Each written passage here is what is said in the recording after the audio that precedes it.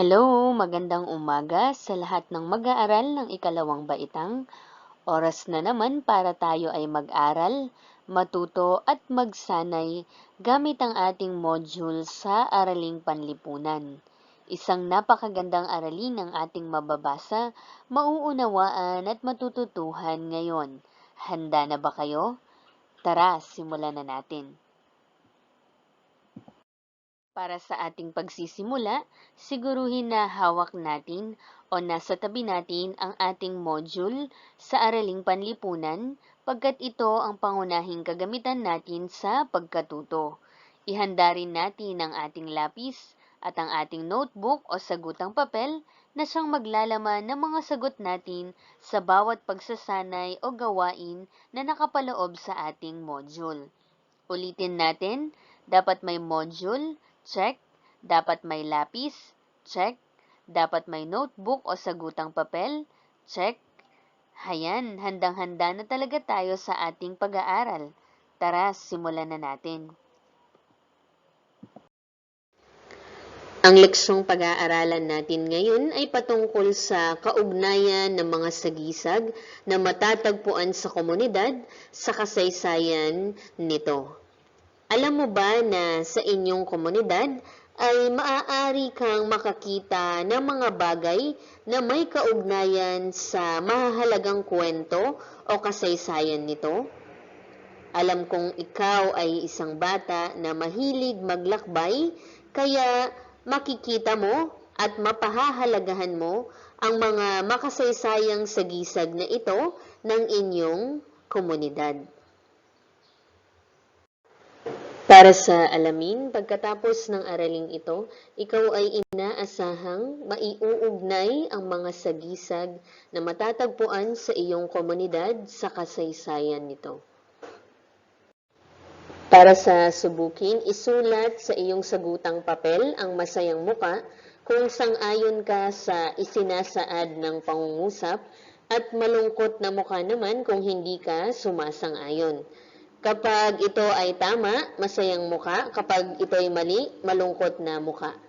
Number 1, ang mga bantayog na makikita sa isang komunidad ay nagbabahagi ng kasaysayan at kwento nito.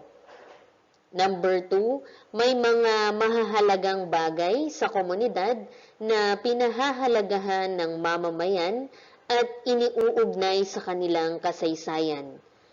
Number 3, dapat palitan na ng mga makabagong gusali ang mga makasaysayang istruktura sa komunidad. Number 4, ang mga lumang istruktura ay bahagi na lamang ng nakaraan at hindi na dapat iugnay pa sa kasalukuyan.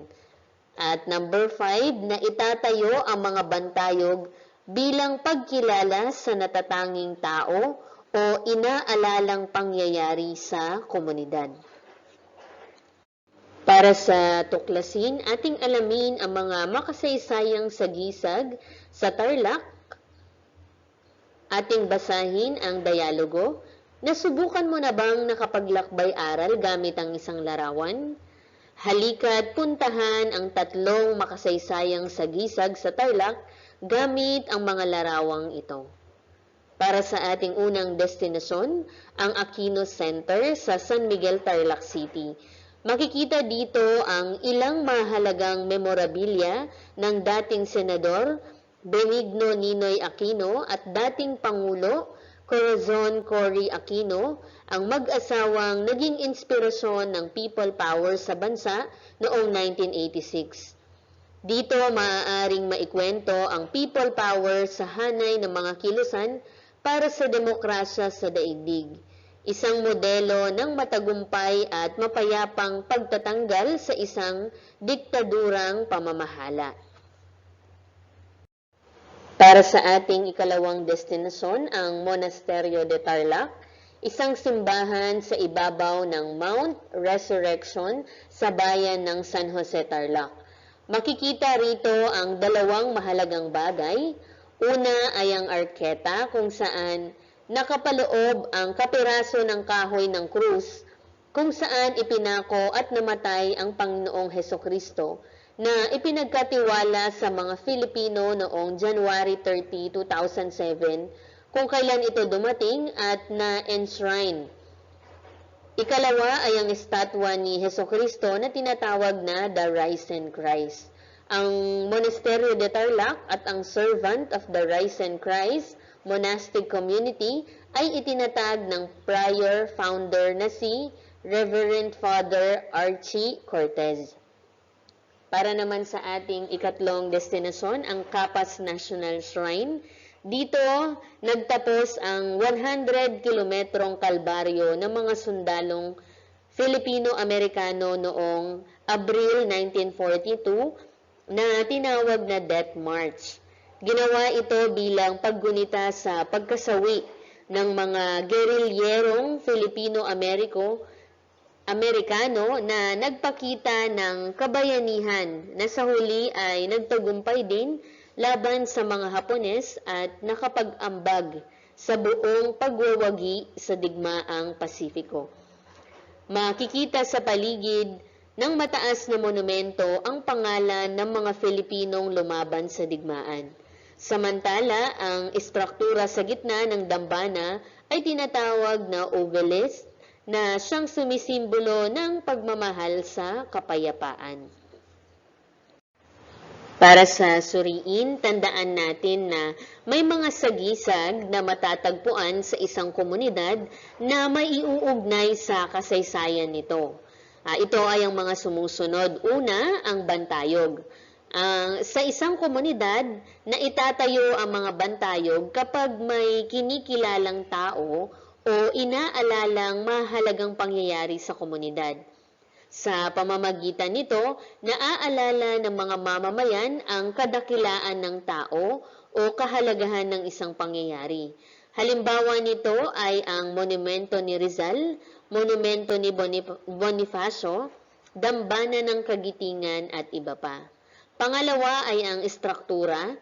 May mga istruktura din sa komunidad na may mga kakaibang kasaysayan, gaya ng mga lumang simbahan o mosque, bahay, tulay, parke, at daan sa komunidad. Ang mga estrukturang ito ay may kwentong nais ipahayag. Maaaring makapagsabi ang mga ito kung paano nabuhay ang mga tao noon sa komunidad. Halimbawa ng mga estruktura ay ang simbahan ng Paway, mosque sa General Santos, tulay ng San Juanico, Luneta Park at iba pa.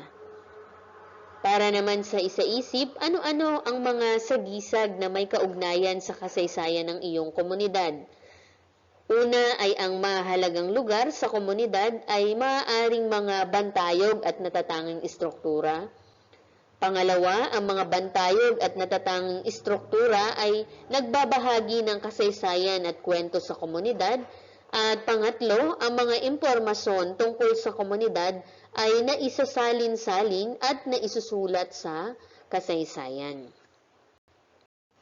Para sa pagyamanin, isulat sa sagutang papel ang tama kung wasto ang sinasabi ng pangungusap at mali naman kung hindi.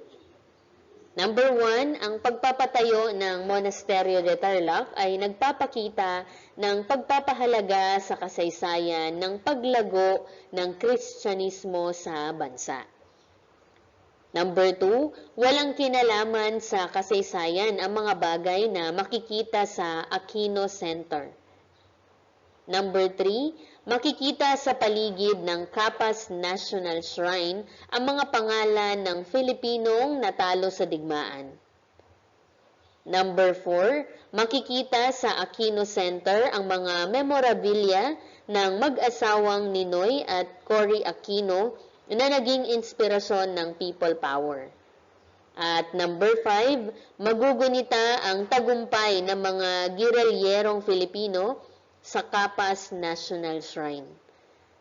Para naman sa isagawa, ang panuto ay sa isang sagutang papel, gumawa ka ng mapa ng mahalagang lugar sa inyong komunidad. Isama mo rito ang mga makasaysayang bantayog at natatanging istruktura sa inyong komunidad. Tiyaking malinaw ang mga pananda sa mapa. Sa inyong pagsagot sa isagawa, maaari kayong humingi ng tulong sa inyong mga magulang o sa inyong mga nakakatandang kapatid. Ito ang mga gagamitin nating pananda sa mapa. Meron tayong simbahan, meron tayong paaralan, bahay, paggamutan o ospital, tulay, daan o kalsada, monumento at dambana. Para naman sa tayahin, isulat ang check sa iyong sagutang papel kung ang sumusunod na sagisag ay matatagpuan sa inyong komunidad. Ilarawan ang kaugnayan nito sa komunidad sa isang pangungusap. Ilagay naman ang X kung hindi ito matatagpuan sa iyong komunidad. Lalagyan ng check kung makikita natin sa ating komunidad ang mga sumusunod na sagisag. Kung hindi naman, lagyan natin ito ng X. Kapag ito ay nalagyan natin ng check, ilalarawan natin kung ano yung kaugnayan o yung kwento nito sa ating komunidad. Ito ang mga sagisag. Number 1, Dambana ng Kagitingan. Number 2, Mosque sa General Santos. Number 3, Tulay ng San Juanico. Number 4, Luneta Park. At number 5, Monumento ni Bonifacio. At para sa panghuling gawain, ang karagdagang gawain, magtanong sa mga nakatatandang miyembro ng pamilya o tao sa komunidad tungkol sa mga bagay na may kinalaman sa kasaysayan ng inyong komunidad. Isulat ang nalaman sa sagutang papel. Para sa inyong pagtatanong o sa inyong pag-i-interview, ito yung mga gabay na tanong na maaari nyong tanungin sa inyong nakakatandang miyembro ng pamilya o tao sa komunidad. Para sa unang tanong, number 1, ano-ano po ang mga bagay na may kinalaman sa kasaysayan ng ating komunidad? Para sa pangalawang tanong, paano po ito naisali sa kasaysayan ng ating komunidad? At pangatlong tanong, paano po ito pinapahalagahan sa ating komunidad? Ang kanilang mga kasagutan ay isusulat mo sa iyong sagutang papel o sa iyong notebook. Maraming salamat mga bata. Tandaan, ang mga bantayog at natatanging istruktura ay nagsisilbing makasaysayang sagisag ng komunidad dahil nagsasaad ito ng iba't ibang kwento tungkol sa komunidad. Ito si Teacher Carmela M. Santos na nagsasabing patuloy na magbasa, patuloy na matuto, patuloy na magsanay, #ProjectAppear. Paalam!